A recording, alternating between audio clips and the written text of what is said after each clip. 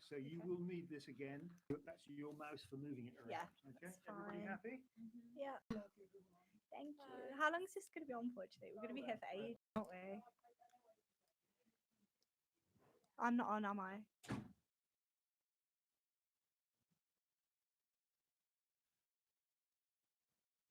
I start it at... Remind me to tell you something after we've done this. Okay. Because I forget. I start this at 3, and then I say I'm Dr. and you go, and I'm Amelia Canty, and I go, and this is News Hacks Radio News. Leeds Hacks, yeah. And then you carry on. Coming up in the program. Okay, we'll be fine. Okay, I'm just gonna. Can you actually turn me on? Thank you. turn me on? Ooh. Good afternoon. I need to move this out of the way, but I can't really see. Wait, how does Emmy know? How do Emmy and Louisa know when to come in? I don't know. Do you think? No, I bet Katie's got the script up in there. Probably. Should we check that? Can't they see us now? Oh, we didn't think about that. No. I'm gonna ask. They can hear us now because they're watching us. Oh. Can you come in? Well, I just feel like I can go ask. We only have 1 minute. This is just great, isn't it? How does she know that she's supposed to? I think they'll send her in. Surely. You ready? Hopefully. I need to start this up.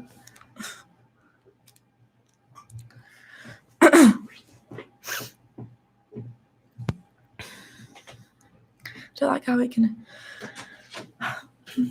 Lights down. Sorry.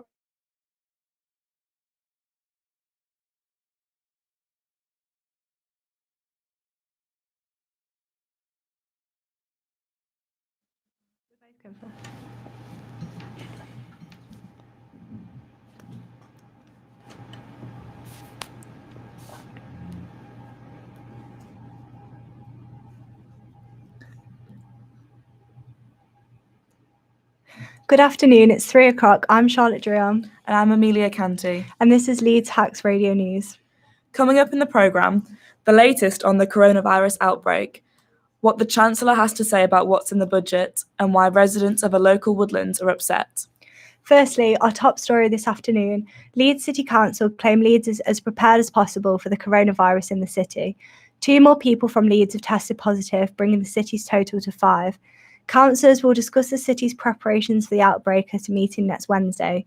Nationally, 324 people have been tested positive for the virus, with 6 fatalities. With the threat of the coronavirus growing every day, gyms are being touted as potential hotbeds for COVID-19. The infection can be spread through any form of physical contact, including shared surface contact, making public gyms prime spots for transmission. Leeds Now reporter Daniel Flynn spoke to Pure Gym personal trainer Candy Francis to find out how they are attempting to nullify the threat coronavirus poses to gym members. I think with the new regimes that they've got coming, I think it's not as high as everyone would think. The standards of cleaning have gone up a lot. How are they dealing and attempting to combat the potential spread of coronavirus in gyms? So we're now cleaning everything in the gym that everybody kind of touches. That goes from banisters, sides, door handle, all the equipment, the mats, everything you could think of that people touch in the gym. We are cleaning up to every hour. There's also been a table set up on both floors, which has like a disinfectant spray and blue roll, so you can also help yourself and give the equipment another quick clean. Are you encouraging people to do their own cleaning, or is it something that just the staff are undertaking? No, the members are also encouraged to clean the hands and stuff, so there's a load of posters up in the toilet. I think they've put up about 4 or 5 new ones explaining how long to clean the hands for, how serious it is, and how much we want everyone to take it on board that we need to be as hygienic as possible. So would you say the gyms are adequately prepared for the potential threat? Yeah, definitely. Yeah, I think it is something that we think about constantly. We know that we all touch a lot of the equipment in the gym. We're all sweating. So, I mean, we're high on standards of cleaning anyway, but now we've just upped our game a little bit more. Is there a potential risk of temporary closure, or are you not sure yet? As far as I know, nothing as of yet. Leeds Hacks reporter Faye Ali went out to investigate reportings of shortages of essential supplies such as hand sanitizer, tissue, and nappies. Yeah, so as soon as I walked into the Tesco Express at Clavely Street, I noticed that they were completely out of hand sanitizer and the tissue shelves were almost bare. With that being said, the local Morrisons were fully stocked up and buying seemed calm and collected. I then went and visited the Living Care Pharmacy in Woodhouse Lane, where I was immediately faced with a poster outside the door which stated that they were completely out of hand sanitizer and face masks. Have you noticed that more people are buying things like hand sanitizer and face masks? That were until we sold out. Yeah. Literally. So many times a day. They were just asking for it 24/7, every other person. All right. And do you think that people should stop panicking and stocking up on essentials? Yeah. I think until it's directly near them, they need to leave it to people who need it. Right. So have you been stocking up? Us? Yeah. Like me personally? Yeah, or you in the van? personally. No. No? No, not You're at not all. phased? No. Oh, okay. If it gets me, it gets me. If it doesn't, Yeah. it doesn't. Next up, we have Emmy talking about the budget. There is good news for small businesses in today's budget. Our business correspondent, Emmy Penkett, is in the studio to tell us more. What are the main features of Chancellor Rishi Sunak's budget? Well, in his speech today at the House of Commons, today Mr. Sunak took a focus on the coronavirus and helping everyone from small businesses to the everyday person who has to self-isolate because of the illness. Mr. Sunak has said that the coronavirus will have a significant impact on the economy. However, he also said this would be temporary. The Chancellor has pledged to give the NHS whatever extra resources it needs to cope with the coronavirus. People affected by the virus will receive statutory sick pay from day 1 rather than day 4. £1.2 million has been pledged to help small and medium-sized businesses to cope through the economic crisis that could occur because of the coronavirus. Altogether, this coronavirus package will cost around £30 billion to stimulate the economy during times of uncertainty. What sort of help are small businesses getting? Well, businesses such as museums, bars, small hotels and more can expect business rates to be cut this year, which is a tax cut worth over £1 billion, saving each business up to £25,000. That's welcome news for Leeds business Jumbo Records.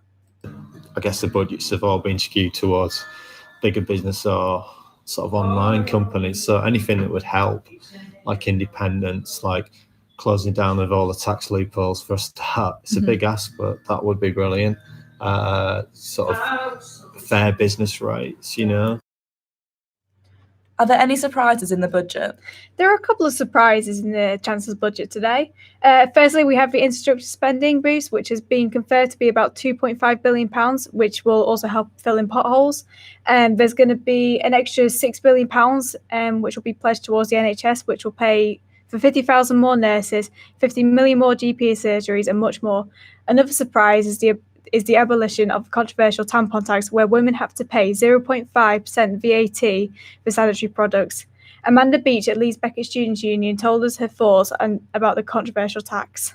I feel that lumping in any sort of menstruation products into a luxury tax unfairly puts a burden on 50% of the population. And ultimately, the products do cost quite a bit, and it's just not fair to put that burden onto people. The Chancellor spoke to the MPs in the Commons for just over an hour, and so far his budget has been well received by all parties. Thank you for your time, Emmy. Now for the 4 o'clock news bulletin. Leeds Literature Fest has just completed a successful second year. The festival had over 100 events at 30 different venues, with talks from famous authors such as Helen Fielding and A.C. Grayling. Fiona Gell is an organiser of the festival and is very clear on what it is all about. For me, it's about shouting about all that's brilliant literature in Leeds and keeping that going, because you can shout about it once a year and that's great, but then people forget. So it's like a legacy thing. So the more we do these things, the better it gets, and the more people recognise Leeds as a literature city, which, you know, keep our writers, poets, artists, performers all high up there, so people can see that we're serious about it, and it is that sort of participating hope that people will just want to get more and more involved with everything that goes on throughout the year, not just for Litfest. Do you think that there's a thing about physical books? Are you wanting people to try and, do you know, when people can read online, would you prefer people to do things the old-fashioned way? Now, I'm sort of torn between the two, really, because I'm a bit of an old-fashioned book reader. I love the feel, the smell, the turn of the pages of books. I've always been like that. And for me, it's more, as a personal thing, it's a physical contact with the book and the words and being so close to the writer, because really once you've got somebody's words in your hands, you're one step away from the writer. So whether that's somebody, you know, with a very big name, or you just love their writing but they're not very well known, I think that's really important. You make that connection. But everything, words underline everything. And so the idea for Litfest was that, and it's one of the things why we didn't call it a literature festival, we called it Litfest, was to try and kind of engage with people who might not necessarily want to pick up a book, but they might want to listen to a podcast, or they might want to come to a theatre performance. You had a lot of events on, didn't you? Yeah, we had, I think we had over 100. We had over 100 events in 35 venues over 5 days. I mean, that's an extraordinary achievement, given we're only a 2-year-old festival. Time and effort put in is far exceeds anything that you paid for, trust me. Literature just so important. And it frees so many people from miserable lives. And if you don't have a lot of money, you can go to the library, you can borrow a book, you can borrow a DVD, a CD, you know, and all these things make a difference to the quality of people's lives. Books and words can give you an outlet, and you can then start writing yourself. There'll be something around about this time next year. Housing plans in Woodhouse Ridge have been extended for a third time after an objection from Sports England. The plans gained more than 400 objections within a 5-month period. The council has set a new date of early April to decide whether construction will go ahead. Our reporter, Hadia Ilyas, went to speak to a member of the pressure group, RAG, which has been protesting against the move since October last year. The petition against it, we have until 17th of January. And they've had hundreds of complaints. Over 400, yeah, because this is not the first time they've tried putting in an application. They've done it before, but it was for less flats. Yeah. And now they've doubled the numbers that they want to build. They got permission to build Grove Lane Nursing Home on the thing that they were going to put a nice terrace garden in for the residents. It isn't, it's just a blank field. They've left it. All they want to do is build on it to make more money. That's it. But it's part of our green belt. Yeah. We don't want them building on our green belt. Yeah. We don't want this. Yeah. Why is it so important to you particularly? Because of the wildlife. We've got to save the hedgehogs. Well, you go in that field and you scout all the hiding places and you will find loads of hedgehogs. Where are they going to go? Yeah. The fox families, they've dwindled down to next to nothing. Where can they go after the ridge? Nowhere. You're in Headingley. Lecturers are grouped outside the University of Leeds protesting over pay and pensions. Kaveen Dahisi has gone to the university to speak to people on the picket line. Don't give up the fight.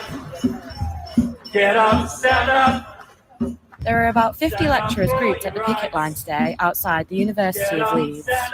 I am striking because I'm one of the officers on the union and I do a lot of casework for people who've been treated really badly.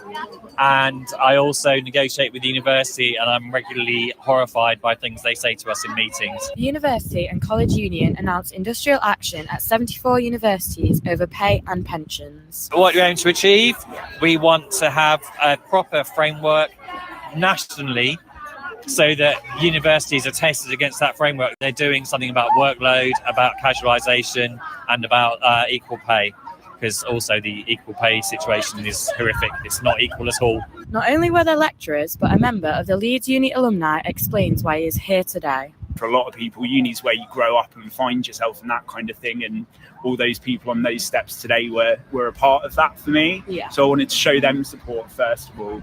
But also because we're facing similar problems now that the UCU strikers are facing in terms of like pay insecurity, really bad work-life balance, and we've had basically a decade of pay cuts, and our employers, the government, aren't willing to do anything about it. The last day of the UCU strike is on Friday the 13th of March. However, more may be carried out in the future. Stand up.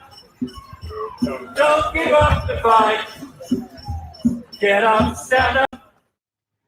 Still to come, we've got a story on Geeks Mental Health Group and more sport, but there's more about the coronavirus first. Universities abroad, specifically 15 in America, have cancelled in-person lectures and are now teaching online due to the spread of the coronavirus.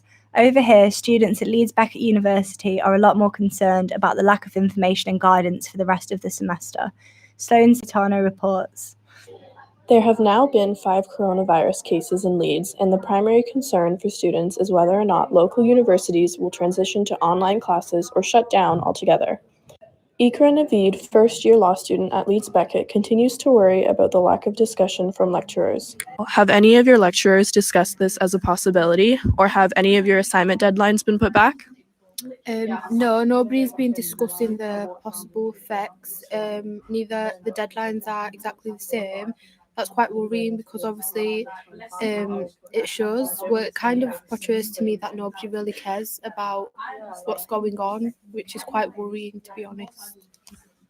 Eliza Can, another first-year law student at Beckett, discusses her concern about a possible transition to online classes and what her plan is if the university does shut down. If universities were to completely shut down, would you stay in Leeds until postponement ended? I'd probably go home, just stay home for a bit and just basically isolate myself a bit away from the university. If classes were to go online, how would this affect you?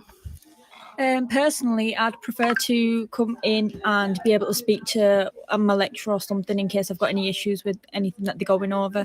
So if it goes online, for me, it might be a bit harder to go over anything that I'm struggling with or something like that. As a student, what do you think is the most responsible decision universities should make about the current outbreak? I think they should just really come to a decision on what they're going to do if the virus does spread a lot more. They need to come up with some procedures and maybe hand out leaflets to educate people on how to stay clean and what to do if they do experience symptoms. Just educate the students a lot more. Students have been confused about a rumoured case of coronavirus occurring at a university accommodation in Leeds. Our reporter Erin Ruff-Turner has more on the story. A student was tested for coronavirus on site at Liberty Park student residence in Leeds city centre on Monday night. Cleaners entered the site wearing suits and masks, causing panic amongst the students. A spokeswoman for Liberty Park has reassured residents that there isn't any confirmed cases of coronavirus here at Liberty.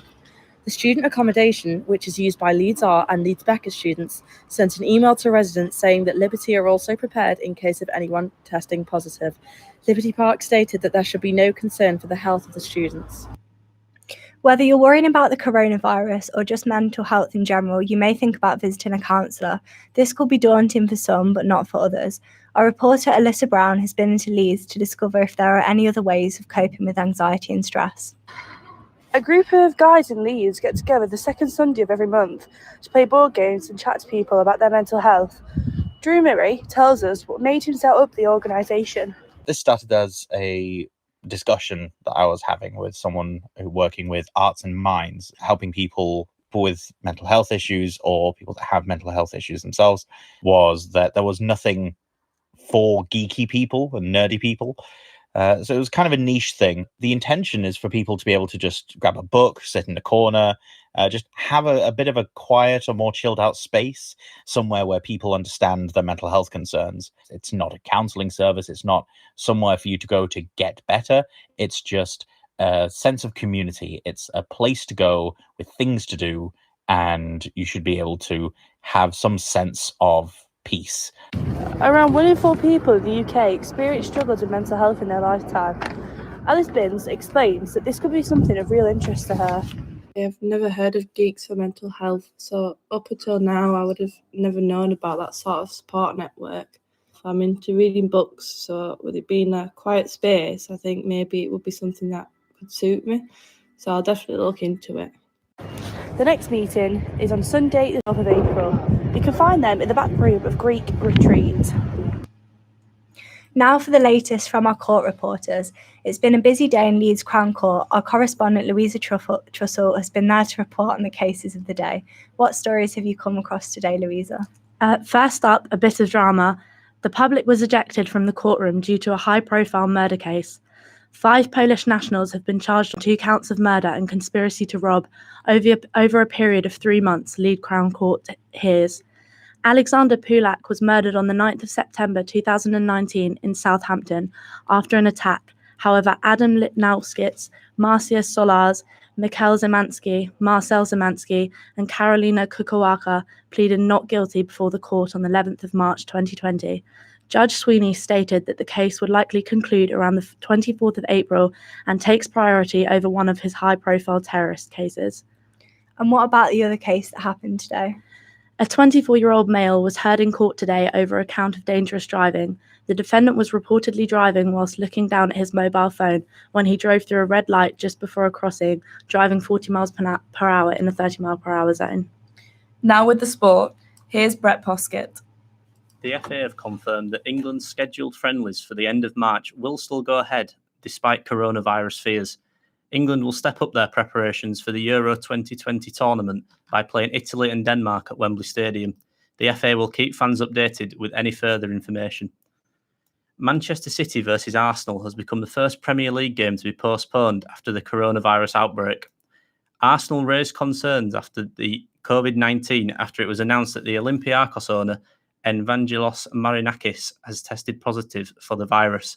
He attended his side's Europa League tie against Arsenal 13 days ago. Fans such as Leeds Now reporter Vidit Mitra expressed his disappointment. I paid 25 quid for the tickets from uni days and we don't have any information about the refunds yet, but the club has said the fans to not to travel to Etihad. I paid for my travel, I booked my train tickets, my return, but it's gone in vain. No, I can go get the refund for the match tickets, but my travel is gone. The England cricket team's tour of Sri Lanka will go ahead despite coronavirus fears. Several precautions have been put in place, including to maintain good hygiene and avoid taking selfies and autographs. Leeds Rhinos' Round 7 Super League game in Perpignan, France, is to be played behind closed doors. The decision was made by the RFL in line with instructions from the French government to ban all public gatherings where over 1,000 people would be attending because of COVID-19. Catalan were willing to switch the game to the home of the Rhinos, Headingley. However, Leeds have chosen to decline the offer. A section of Leeds fans do still plan on travelling to Perpignan regardless. Leeds Rhinos loose forward Cameron Smith has signed a 3.5-year deal with the club. The 21-year-old has made an impressive start to the new Super League campaign, scoring 3 tries in 5 games. Tadcaster Albion have confirmed that their fixture against league leaders Workington AFC will go ahead this weekend. The Bet Victor Northern Premier League side have been affected by multiple bouts of flooding, deeming their pitch unplayable. They will host a charity event tonight where former Manchester United player Lee Sharp will attend in an attempt to raise funds for the club. That's all from us today. Thanks for listening. Goodbye.